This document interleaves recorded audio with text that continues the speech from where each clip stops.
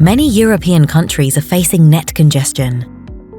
During the day, energy sources like wind and solar often produce more energy than we need.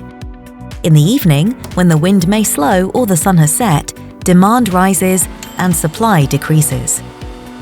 The solution? A battery energy storage system. It will store the surplus of production when demand is low and releases it to the grid when there is high demand.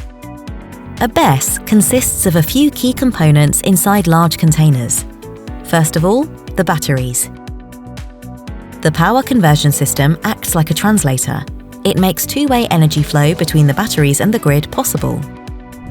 Through a transformer, substation and cables, electricity is injected to the grid, while software manages safety, performance and efficiency every second of the day.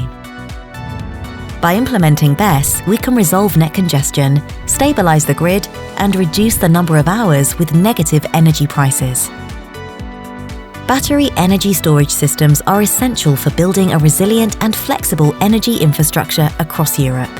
It makes renewable energy available for everyone, everywhere, anytime.